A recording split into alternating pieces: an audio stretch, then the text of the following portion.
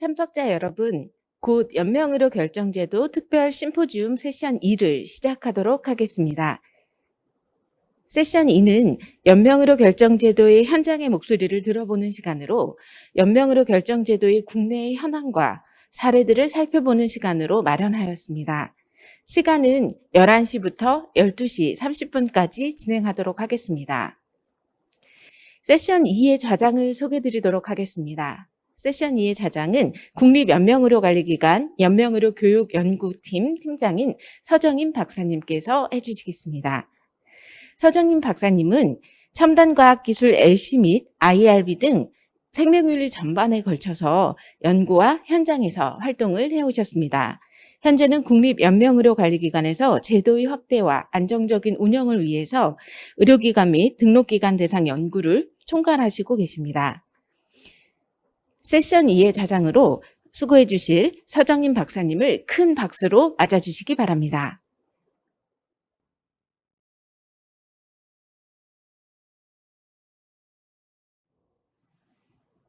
네, 안녕하십니까. 지금 소개받은 국립연명의료관리기관 서정임이라고 합니다. 예, 주말 아침에 이렇게 일찍 좀 행사를 시작하게 돼서 참여하시는 분들이 조금 불편하시지 않을까 좀 송구하기는 하지만 그 연명의료 결정제도에 관해서 저희가 1년에 한 번씩 이렇게 행사를 통해서 주요 이슈들을 논의하는 그런 장이라는 의미에서는 참 의미 있는 자리가 되는 것 같습니다. 저희가 오늘 그 특별 심포지엄을 통해서 세션 1에서는 연명의료 결정제도가 시행된 그 3년의 성과와 제도적 측면에서의 수가 그리고 장기적인 발전 방안을 살펴보았습니다. 그렇게 제도적인 측면에서 인프라를 갖추는 것도 중요하지만 실제로는 이제 현장에서 어떻게 적용되는가 그 구체적인 내용을 아는 것도 굉장히 의미가 있을 것 같아서요. 세션 2에서는 그 국내외의 현황과 사례를 살펴보는 그런 세션으로 마련을 했습니다. 첫 번째 세션은 경희대학교 간호대학 이지아 교수님께서 발표를 해주실 텐데요. 해외 연명의료 결정제도의 발전 방향에 대한 부분입니다. 연명의료 결정법이 만들어 제정되던 한 2016년 그 즈음까지는 그 연명의료 결정제도에 대한 국외 그 제도 현황이나 비교 연구가 많이 진행이 되었습니다. 하지만 이제 제도가 안정화돼 가는 현 시점에서는 그렇게 활발한 것 같지는 않아서요. 해외의 주요 사례들을 조금 업데이트하고 새로운 제도가 무엇이 있는지 이런 부분을 조금 살펴보는 자리로 이지아 교수님께서 이제 발표를 준비해 주셨습니다. 이지아 교수님께서는 경희대 간호학과를 나오시고 케이스 웨스턴 리저브 유니버시티에서 노인 간호학 박사를 획득하셨습니다. 현재는 싱가포르 센터 포 에이션 너싱 스터디의 고문으로 활동을 하고 계시고요. 서울특별 시립 서부 노인 요양 전문센터 운영위원장 등 활발한 활동을 하고 계십니다. 네, 첫 번째 세션을 발표해 주실 이지아 교수님, 네, 잘 부탁드리겠습니다.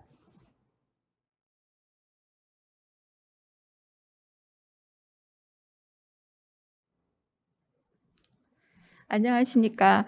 연명의료 결정제도 특별 심포지엄에 초대해 주심에 감사드립니다. 오늘 해외 연명의료 결정제도 발전 방향에 대해 여러분과 생각을 나눌 경희대학교 이지아 교수입니다. 발표 내용은 다음과 같습니다. 먼저 흥미로운 비디오 클립을 함께 시청하겠습니다. 플레이 부탁드립니다. 만일 여러분이 집에 계실 때 처음 보는 누군가가 방문해서 법원에서 자신을 후견인으로 지정했다며 집은 안전하지 않으니 지금 당장 요양원으로 가셔야 하고 의사결정 능력이 없기 때문에 거부할 권리가 없다고 한다면 어떤 기분이 드실까요? 이 영화는 퍼블릭 가디언십, 즉 후견인 제도의 취약점을 강조하고 있습니다. 모든 제도는 발생할 수 있는 다양한 부정적인 상황을 지속적으로 시뮬레이션하며 그러한 일들이 발생하지 않도록 선제적인 예방을 위해 노력하는 것이 중요합니다. 연명의료 결정제도는 다음과 같이 세계 많은 나라들이 시행하고 있는 제도이며 각 나라별 문화적 특징을 반영하여 지속적으로 개선하고 있습니다. 오늘은 이 중 미국, 캐나다, 호주, 일본의 연명의료 결정제도 현황과 특징을 통해 우리나라의 제도 개선을 위한 차관점을 얻도록 하겠습니다. 미국의 사전연명 의료 의향서인 Adverse Directive 작성률은 36.7%이고 미국은 의향서 작성 시에 의료 결정 대리인을 지정할 수도 있습니다. 대리인 지정서인 파워 오브 어터니 작성률도 33.4%이고 유언 증서인 리빙 윌도 29.3%입니다. 의향서 작성자의 가장 많은 기저질환은 뉴럴로직 디지즈가 가장 많았습니다. 미국은 2016년부터 사전 연명의료 계획 상담 수가를 행위별 수가제로 지원하고 있으며 상담 빈도가 매년 증가하고 있고 그중 약 50%는 건강검진 시 상담을 진행하고 있습니다. 사전 연명의료 계획은 환자의 가치와 치료 목표에 대한 소통을 통해 앞으로의 치료 방침을 자기 결정하고 이를 이행하는 지속적인 과정으로 정의하고 있고 만 18세 이상은 사전 연명의료 의향서를 통해 사전 연명의료 계획을 세우고 정기적으로 업데이트하고 중증 질환 진단 시에는 폴스트를 통해 사전 연명의료 계획을 세우며 지속적으로 계획을 업데이트합니다. 즉 미국의 대표적 서식은 사전 연명의료 의향서, 의료 대리인 지정서, 연명의료 계획서가 있으나 주마다 서식이 다양하고 내용도 조금씩 다릅니다. 폴스트만 하더라도 most, first, post, 티팟 등 복잡합니다. 서식별 특징을 보면 의향서는 치료 의향을 기록하고 대리인을 지정하는 영역을 포함하고 폴스트는 의료 처방이며 대리인이 대신 서명 가능합니다.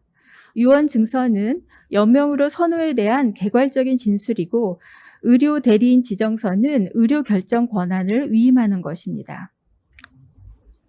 다음은 의향서 서식으로 파트 1은 대리인 지정, 파트 2는 연명의료 결정이고 마지막에는 본인 서명과 증인 2명의 서명이 필요합니다. 다음에 핑크색 서식은 주별 다양한 폴스트 서식들을 표준화한 내셔널 폴스트이고 시인성을 위해 밝은 핑크색입니다. 대부분의 주는 폴스트가 핑크색이지만 어떤 주들은 연두색도 있습니다. 내셔널 폴스트는 먼저 CPR을 선택하게 하고 의료 중재로 집중치료, 선택치료, 완화치료 중 선택하게 하고 인공영양도 종류별 선택할 수 있게 합니다. 주별 다양한 서식들을 표준화하고자 하는 내셔널 폴스트 프로그램에 참여하지 않는 주들도 있고 여전히 미국은 다양성이 존재하고 있습니다. 내셔널 폴스트 프로그램에 참여하진 않아도 거의 모든 주에서는 폴스트를 사용하고 있습니다. 가장 먼저 폴스트를 개발했던 오레곤주의 조사에서 사망자 중 38%가 폴스트 등록 시스템에 등록되어 있었습니다. 폴스트의 이점으로는 연명의료의 자기결정의 법적 이행뿐만 아니라 병원에서의 임종을 방지하는 것으로 보고 있습니다. 그래프의 우측에 완화치료를 선택한 환자의 93.6%가 병원이 아닌 곳에서 임종을 맞이할 수 있었습니다. 폴스트의 3당 대상은 말기, 고위험 수술 전, 치매 초기, 임종기, 의사결정 능력 저하, 만성 진행성 질환 등으로 연명의료 계획 상담이 필요한 자로 우리나라보다 상담 대상의 범위가 넓습니다. 연명의료 계획 상담이 참 어려운 부분인데요. 다음은 암 환자에게 배드뉴스 전하기의 스파크스 프로토콜의 내용입니다. 다음은 스파크스를 연명의료 계획 상담에 맞게 수정 보완한 것으로 상담 들어가기부터 작성 내용을 담당 의료진과 소통하기까지 7단계가 있습니다. 상담 들어가기와 이해도 파악하기 모두 환자와 가족이 함께 참여하도록 합니다. 예우 알리기에서 미래에 대한 불확실성을 솔직히 표현하고 남은 시간을 만약에 알려야만 한다면 기간을 너무 좁게 하는 것보다는 조금 더 좀 넓은 범위로 말하는 것이 안전합니다. 환자의 주요 가치를 파악하는 것이 중요합니다. 환자에게는 상태가 더 악화되기 전에 하고 싶은 일과 악화된 후에 반드시 우선적으로 지키고 싶은 것들이 있을 것입니다. 상담 내용에 대해서 담당 의료진과 소통하는 것도 중요합니다. 다음의 표는 미국의 각 주별로 서식과 내용이 너무나 다양한 것을 보여줍니다. 미국의 연명의료 결정제도 발전 방향은 다음과 같습니다. 주별 서식, 규정, 가이드라인의 표준화, 즉 내셔널 퍼스트 프로그램과 같은 표준화 작업을 지속적으로 진행하고 있습니다. 이용자와 제공자의 연명의료 상담 인식 개선과 상담 촉진을 위한 제도적 지원과 의료진의 연명의료 상담 기법 및 이행 숙련도 향상을 위한 지속적인 훈련, 그리고 연명의료 결정 빈도가 낮은 인구를 중점적으로 지원하고 예후 악화가 예상되는 고위험 인구를 중점적으로 지원하고자 노력하고 있습니다. 캐나다는 국민의 80%가 사전 연명의료 계획이 중요하다고 생각하고는 있지만 막상 작성은 20% 이하 정도입니다. 연명의료 계획 상담 시기는 건강할 때 시작하는 것을 가장 많이 선호했습니다. 상담을 촉진하는 요인은 가족, 임종 등 개인 경험이 가장 많았습니다.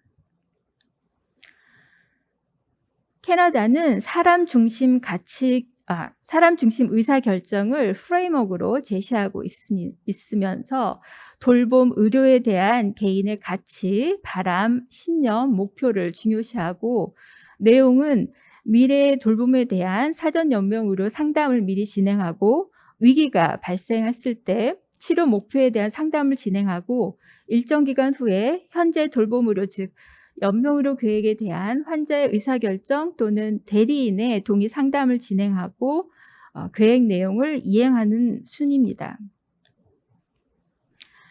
캐나다의 대리결정인의 서열은 다음과 같습니다.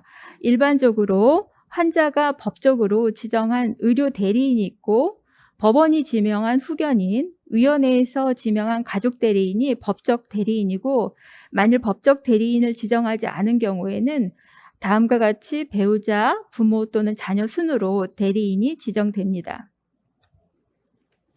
캐나다의 의사결정 가능 연령은 미성년자도 포함됩니다. 주마다 연령이 다르고 과반 이상의 주는 16세 이상을 성숙한 미성년자로 칭하면서 사전 연명의료 의향서 작성이 가능합니다. 캐나다의 서식 또한 다음과 같이 다양합니다. 캐나다의 연명의료 계획서인 몰스를 보면 M1의 완화치료 증상관리부터 C2의 CPR과 기관 삽관 모두 포함한 중환자 치료까지 선택할 수 있게 하고 있습니다.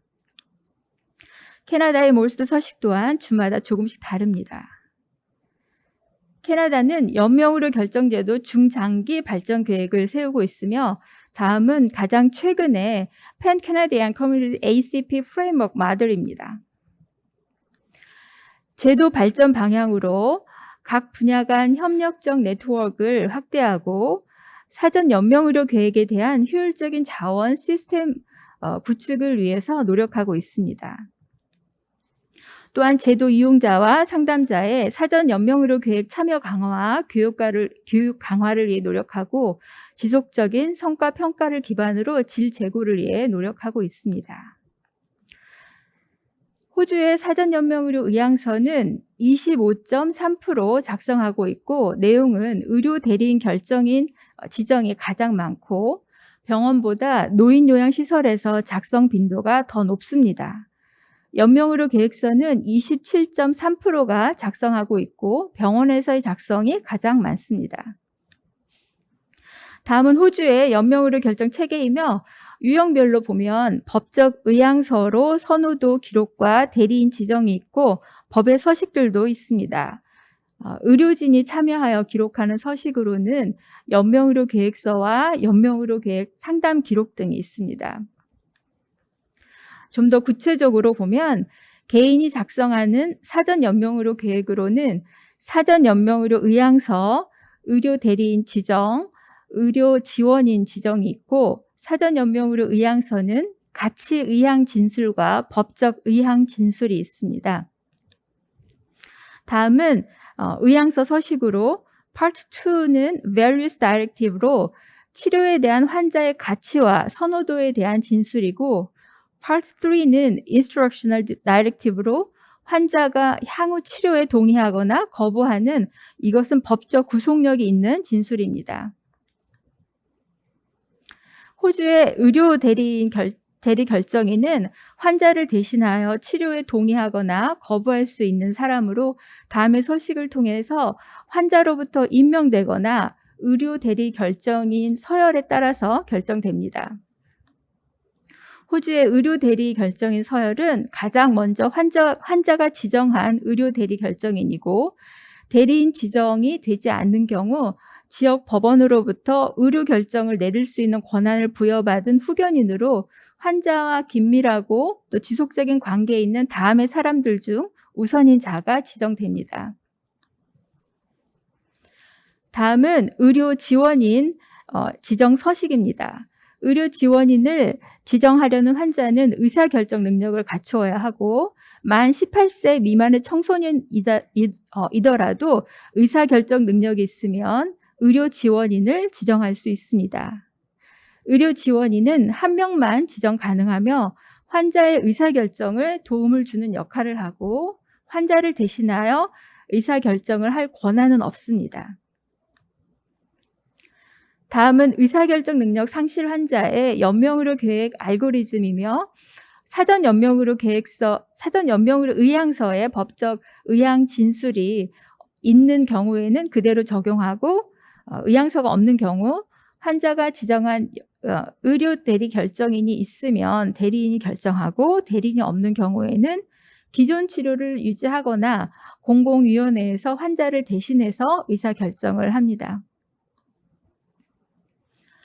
호주의 의사결정 판단 기준은 성인은 의사결정 능력이 있는 것으로 일단 간주하고 다음에 4가지가 가능한 사람은 의사결정 능력이 있다고 간주합니다. 즉 의사결정 관련 정보와 그 효과를 이해할 수 있고 의사결정에 필요한 정보를 제공할 수 있고 또 의사결정을 위해서 정보를 이용하고 또 판단할 수 있고 의사결정과 이를 위한 자신의 견해나 요구에 대한 의사소통이 가능하다면 의사결정 능력이 있다고 간주합니다.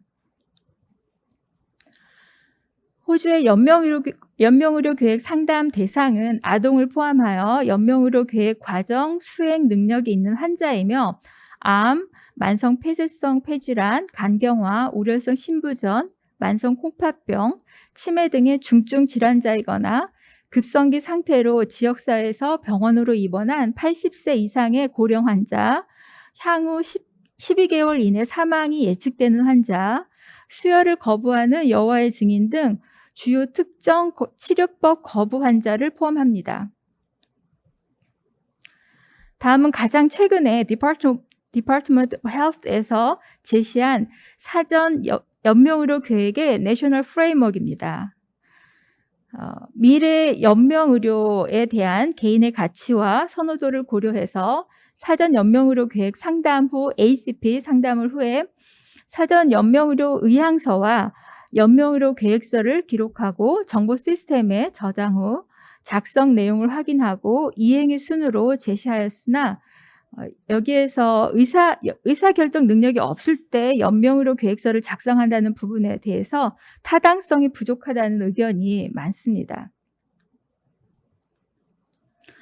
다음은 호주의 연명의료 결정 제도 발전 방향입니다. 사전 연명의료 계획에 대한 국가 수준의 표준화와 상담의 질 향상을 위해 노력하고 연명의료 결정 관련 법적 용어, 범위, 양식, 이행, 승인에 대한 일관성 향상이 필요하고 기존의 정보 자원, 또 인력 교육, 가이드라인 등 자원 활용 증진을 위한 노력, 그리고 지속적인 대국민 홍보 캠페인과 의사결정 능력이 있는 조기에 사전 연명의료 의향서를 작성하도록 방안을 모색하고 있으며 My Health Record라고 하죠. My Health 정보 시스템을 통한 기록을 보관하고 또 이동성, 접근성 향상을 위해 노력하고 있고 국가정보 시스템 데이터의 지속적인 분석과 또 임상 성과 지표 모니터링을 지속하고 있습니다. 일본의 연명의료 결정 현황에서 생애 말기를 어디에서 보내고 싶은가라는 질문에 가장 많은 54.6%가 집에서 보내고 싶다고 하였으나 현실은 76.6%가 병원에서 임종을 맞이하고 있습니다. 일본은 연명의료 결정법을 제정하고 있지는 않으나 인생의 최종 단계에 대한 의료 케어의 결정 프로세스에 관한 가이드라인, 즉 연성법에 의한 제도를 시행하고 있습니다. 1999년 또 요코하마 지방병원의 치료 행위 중지 정당화 요건으로 다음을 제시한 판례도 있어서 적극적인 안락사도 허용되고 있다고 볼 수도 있습니다. 최근 개정한 2018년 가이드라인에서는 연명의료 결정 원칙으로 다음의 기본 개념을 밝히고 의료 및 간호 전문의는 임종기 치료의 시행, 유보, 변경, 중단에 대한 의학적 타당성을 평가하고 팀 기반으로 의료, 간호, 간병 전문의는 완화의료와 포괄적 돌봄을 제공할 것과 이 가이드라인은 능동적 안락사를 위한 것은 아님을 명시하고 있습니다. 의사결정 과정에서 본인의 의사를 확인할 수 있는 경우 결정 전 전문 의료진의 충분한 정보 제공이 전제 조건입니다. 환자의 의사는 시간 경과에 따라 심신 상태 변화나 또 질환 등 진단 변화로 변경될 수 있으므로 지속적인 정보 제공과 설명이 필요합니다. 환자의 의사결정 능력 상실 가능성에 대비하여 환자의 의사에 대해 가족과 논의하도록 하고 환자의 의사는 서면으로 작성해야 합니다. 환자의 의사를 확인할 수 없는 경우 전문 의료팀은 다음의 절차에 따라 환자의 임종기 돌봄을 결정합니다. 가족 등이 환자의 의사를 추정 가능한 경우에는 의료진은 추정된 의사를 존중하고 최선의 치료 방법을 결정합니다. 누구도 환자 의사를 추정할 수 없는 경우에는 의료진은 가족 및 대리인과 상의하여 최선의 치료 방법을 결정합니다. 환자에게 가족이 없거나 가족이 전문 의료팀에 의사결정을 맡길 경우 의료팀이 최선의 치료 방법을 결정할 수도 있습니다. 모든 내용은 서면으로 작성해야 합니다. 의료기관 윤리위원회는 전문 의료팀과 타 분야 전문가로 구성하고 다음의 경우 필요한 전문가를 추가하여 논의하고 최종적으로 전체 위원회를 통해 치료 종류와 방향을 검토합니다. 환자가 임종기 치료에 대하여 의료진과 의견 합의가 어려운 경우와 대리인이 임종기 치료에 대하여 의료진과 의견 합의가 어려운 경우 윤리위원회가 역할합니다. 다음은 일본의 사전연명 의료계획 사례이며 본인이 원하는 의료와 투병으로 내년에 태어날 손자를 보고 싶다, 위로 사용을 원한다를 기록하고 가장 하고 싶은 것으로 집에서 보내는 것, 치매가 심해지면 가족에게 폐 끼치지 않도록 집에서 가까운 요양원으로 가고 싶다를 기록하며 가장 싫은 것으로 회복이 불가능하다면 검사나 치료로 시간을 낭비하고 싶지 않다를 기록한 후 본인의 의사를 가족과 신뢰할 만한 사람과 또 의사에게 전달합니다. 다음은 일본의 사전연명의료 의향서 서식이며 기본적인 항목, 원하는 임종 장소, 조치에 대한 희망 항목으로 구성되며 작성자가 선택할 수 있도록 되어 있습니다. 일본의 연명의료 결정제도 발전 방향으로 현재 가이드라인 형식의 연성법보다 법제화를 통해 진행 절차에 대한 법적 보호와 보장이 필요합니다. 일본의 1인 가족 증가를 고려하여 연명의료에 대한 의사결정의 기회를 적시에 제공하고자 노력하고 있습니다. 민간단체의 주도로 인한 연명의료 계획 서식, 상담, 이행의 질 편차를 완화하기 위한 국가 수준의 표준화가 필요하고 사전 연명의료 계획에 대한 대국민 홍보 개선과 일본 국민의 연명의료 계획에 대한 자기 결정을 증진할 수 있는 방안을 모색하고 있습니다. 한국의 연명의료 결정 누적 현황은 2021년 10월 기준 사전 연명의료 의향서를 107만 5천여 명이 작성하였고 연명의료 계획서 작성은 7만 6천여 명이고 연명의료 유보 및 중단 이행은 18만 1천여 명으로 상당히 빠르게 양적으로 성장하고 있습니다. 다음에 정책 평가 기준으로 우리나라 연명의료 결정제도 현황과 개선 방안을 살펴보면 임종 과정 환자의 최선의 이익에서 임종 과정에 있는 환자에 한해서 연명으로 유보나 중단을 이행할 수 있고 호스피스 이용을 희망하는 경우 의향을 남길 수 있습니다. 개선 방안으로 말기 환자의 호스피스 이용 활성화가 필요하고 현재 적극적으로 진행하고 있는 상황입니다. 주요 연명의료 선택이 가능하다면 필요한 의료 서비스를 받지 못할 수도 있을 것이라는 두려움이 완화되리라는 생각도 합니다.